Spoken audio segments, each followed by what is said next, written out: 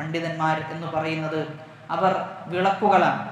അവർ നഷ്ടപ്പെടുന്ന, മരണപ്പെട്ടു പോകുന്ന അവസ്ഥ എന്ന് പറഞ്ഞു കഴിഞ്ഞാൽ ജനങ്ങൾ അറിവില്ലായ്മയിൽ ആണ്ടുപോകുന്ന അവസ്ഥയുണ്ടാകും.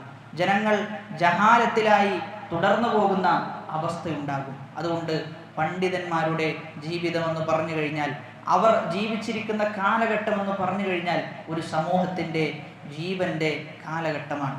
അവർ മരിച്ചു കഴിഞ്ഞാൽ ഒരു സമൂഹമാണ് അവരിലൂടെ ഇല്ലാതാകുന്നത് എന്നുകൂടി നമ്മൾ തിരിച്ചറിയേണ്ടതുണ്ട്.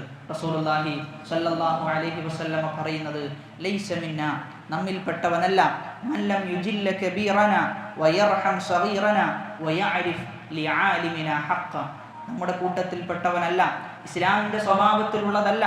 ഒരു യഥാർത്ഥ ഇസ്ലാം അനുഷ്ഠിച്ച് ജീവിക്കുന്ന ഒരാൾക്ക് 3 സ്വഭാവം ഉണ്ടാകേണ്ടതുണ്ട്. അതിലൊന്നാമത്തേത് വലിയ ആളുകളെ ആദരിക്കുക എന്നതാണ്. രണ്ടാമത്തേത് ചെറിയ ആളുകളോട് കാരുണ്യം കാണിക്കുക എന്നുള്ളതാണ്. മൂന്നാമത്തേത് വയഅരിഫ് ലിആലിമിന ഹഖ്ഖ, ഒരു ആലിമിന്, ഒരു പണ്ഡിതന് ആ പണ്ഡിതന്റെ സ്ഥാനം നൽകുക.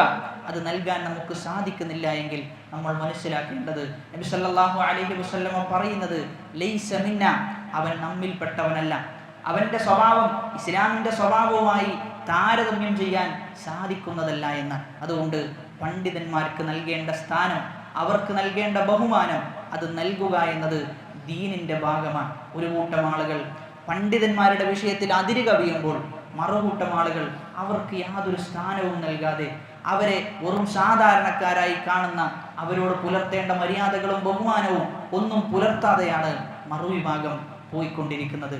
അത് ഒരിക്കലും നബിയുടെ ഹദീസിനോട് യോജിച്ചതല്ല എന്ന തിരിച്ചറിവ് നമുക്കുണ്ടാകേണ്ടതുണ്ട്.